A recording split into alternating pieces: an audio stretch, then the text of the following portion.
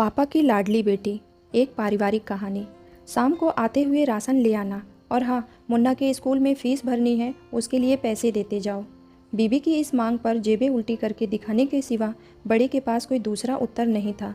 माथे पर चिंता की सिकन के साथ सवेरे तो बड़ा भाई अपने काम पर निकल गया, लेकिन उस शाम उसने पूरे परिवार के सामने इस आर्थिक संकट को दूर करने के लिए एक प्रस्ताव रखा।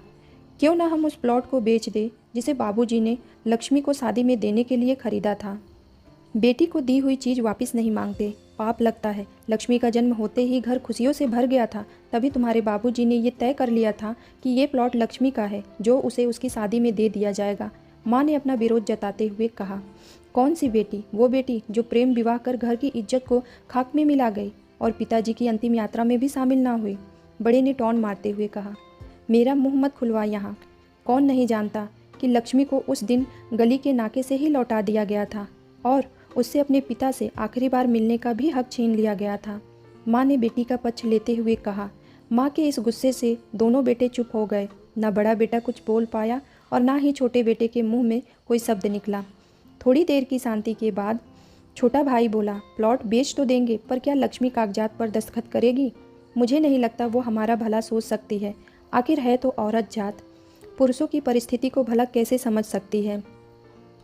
काफ़ी वाद विवाद और सोच विचार के बाद सब इस बात पर सहमत हुए और पड़ोस के मोहल्ले की लक्ष्मी के दोस्त को बुलाकर लक्ष्मी को घर आने का न्योता दे दिया गया। अगले दिन सुबह में गली के नाके पर खेल रहे बड़े भाई के लड़के ने अपनी बुआ को आते देखा और आवाज़ लगाई, बुआ आ गई। बुआ आ गई की आवाज़ सुन घर वाले चौकन्ने हो गए। दोनों भाई मन में द्वेष और नफरत के साथ उसको कैसे घर में आने के लिए कहे, इसी दुविधा में थे। वो कहते हैं ना, ज़रूरत के वक्त पर गधे को भी बाप बनाना पड़ता है। उसी कहावत के हिसाब से दोनों भाई बहन से बात करने के लिए तैयार हुए। दरवाजे पर जब बेटी और दामाद ने पूरे 7 साल बाद कदम रखा तो माँ की आंखें भर आई और दोनों को बड़े प्यार से घर के अंदर लेकर आई। बेटी और दामाद भी माँ का इतना स्नेह देखकर भाव विभोर हो गए।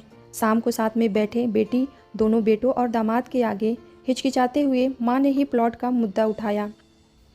लक्ष्मी को थोड़ा अंदेशा था कि कोई बड़ी बात होगी। लक्ष्मी उसी दिन ये सोच रही थी कि ऐसी क्या बात हो सकती है जो खड़ूस भाई उसे बाप का मुंह भी दिखाने के खिलाफ में थे, वो अचानक इतने कैसे पिघल गए।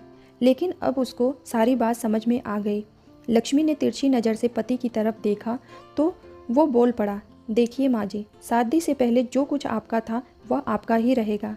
ना उस पर मेरा या लक्ष्मी का कोई हक था और ना ही भविष्य में हम मांगेंगे।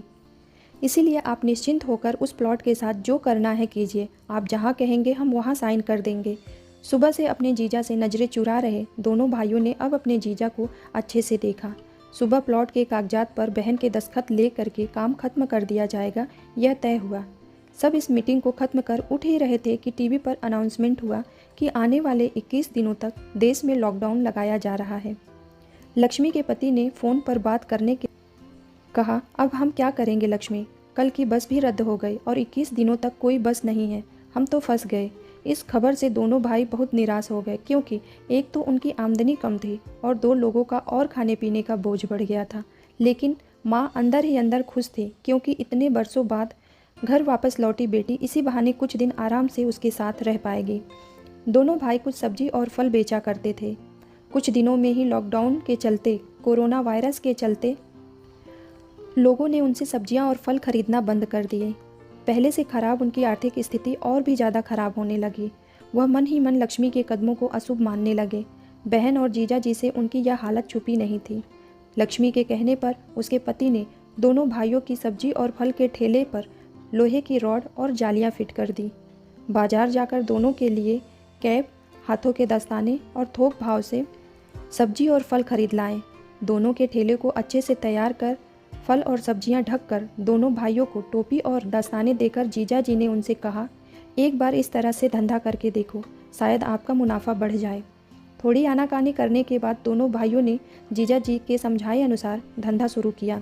2-3 दिनों बाद ही कोरोना वायरस से घबराए लोग अब ढकी हुई फल और सब्जियों से ही फल और सब्जियां खरीदने लगे। दामाद की वजह से धीरे धीरे दोनों भाइयों का धंधा अच्छा चलने लगा और उनके घर का गल्ला जो पहले से खाली हो रहा था अब धीरे धीरे भरने लगा।